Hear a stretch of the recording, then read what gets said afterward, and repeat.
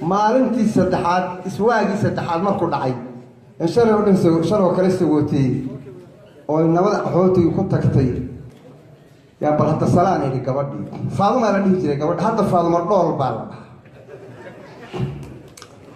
ilaahay amarkii heesun basaalan halow ili almudina waa hor siixdi baa ilaahay afriga ku hagaajiyay saddex bayd way heestu baydka ugu dambeeya kulligiin idinka wada oohinaya waa inaad sugtaan marka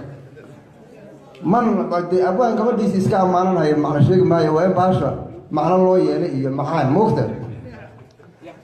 warka baydkii koowaad wuxuu ahaa sidaa tahay dhul roob helay ama dhoolka guga oo dhowr bari ku da'ay sibi ودمان بجذه ضرب كي الرئيسكيو كدرجين حريتي لكلكيو عجار كيو درا ذيتوكي دبيو مرير كيو دفرور تمريضو قدما يسيو بحي ددنا رورتي دحما يسيبورها لا يهوروني مركالي قد قابضو dhibku igu bilowda daraartay nukulan dhibaatadu idaysaa waalidkii idhalay iyo adigiyo dhallaankii rabbi maydin dhowro dhibsideed ka tahayo dhoolay ma nabadba markan dhaco allaylkii dheelalow xun mooyeen dhabniyaanu seexda dhag markaan idhaahdaba ma dhammaysta jiifke dhaqsa sow ugama kaco sowima dhex taagnidu dhariyo habeen nool adigiyo dhallaankii dhinacayga kama dayo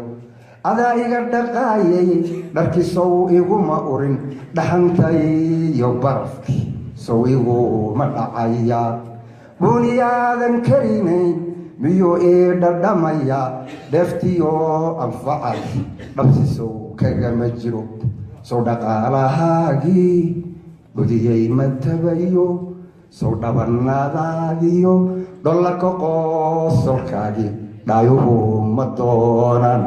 waa in sabab marka la helo oon gabadha waxaan aan sulaanahay waa in sabab loo yeelo oon dambiga dhinac isaga dhigo aniguna marka meel loo riixa waa in la helo iswaa waagan wixii keenay سوساس ما جعلكنا أرضا اسمهنا أرنا حد بدينا عقور كيو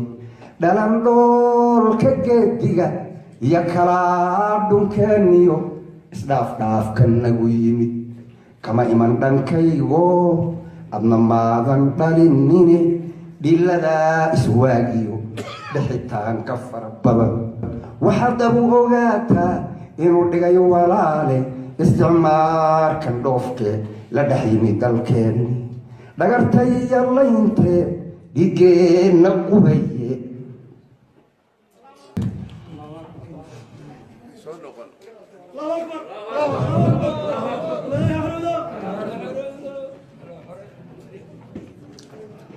waxaad dhabu ogaataa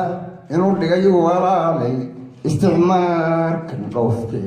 la dhaxyimi dalkeeni dhagartay yallaynte dhigeena qubaye